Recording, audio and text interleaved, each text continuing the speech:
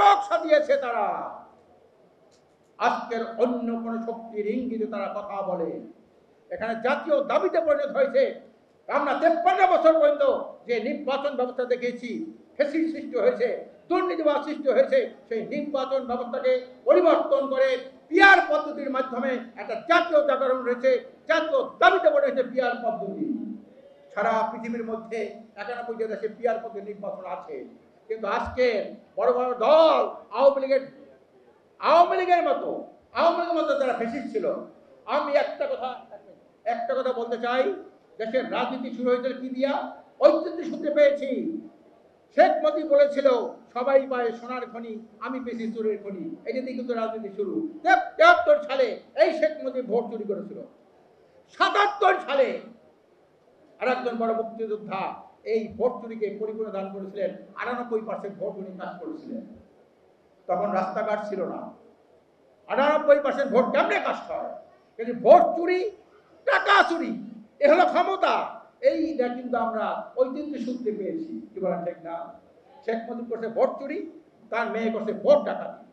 এই জন্যে আমরা আগামীতে যাতে একটা দুর্নীতি, দুঃশাসন, সন্ত্রাস মুক্ত, মাদক মুক্ত, এটি সুখী সমৃদ্ধ কল্যাণ রাষ্ট্র প্রতিষ্ঠা করতে পারি। এই জন্য ইসলামী দল এবং দেশপ্রেমিক দলের ঐক্য হয়েছে। ইতিমধ্যে আপনারা শুনেছেন, আমরা আগামীতে নির্বাচনে সব থেকে একটা বাস্তব দেব। যেখানে জামাত ইসলাম দেবে সেখানে ইসলামী আন্দোলন দেবে না, যেখানে ইসলামী আন্দোলন দেবে সেখানে জামাত ইসলাম দেবে না, যেখানে এনসিপি দেবে সেখানে আমরা দেব না, যেখানে গণ অধিকার দেবে আমরা সেখানে দেব না। এভাবে এতে এই কারণে এই ঘোষণার সাথে সাথে এই ঘোষণা দিয়েছিলেন পীর সাহেব চরমনাই। উনি পরিষ্কার বলেছে আগামী নির্বাচনে এমন ফলাফল করতে হবে কোন ফ্যাসিস্ট, ভারতের তাবেদার দালাল, কোন দুর্নীতিবাজ যাতে আপনার ক্ষমতায় আসতে না পারে। আপনি জানেন ইতিমধ্যে প্রমাণ হয়ে গেছে, এমন কিছু দল খালি নির্বাচন দাবি করে ক্ষমতায় যাওয়ার জন্য পাগল হয়ে গেছে।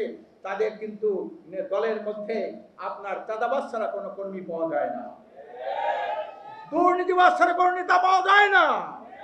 এই চাঁদাবাজ, দুর্নীতিবাজ, সন্ত্রাসীরা আগামীতে ক্ষমতা আসতে না পারে। এই জন্য আমরা দেশপ্রেমিক ইসলাম এবং ইসলামী দলগুলির মধ্যে একটা অটুট আমরা প্রত্যয় ব্যক্ত করছি।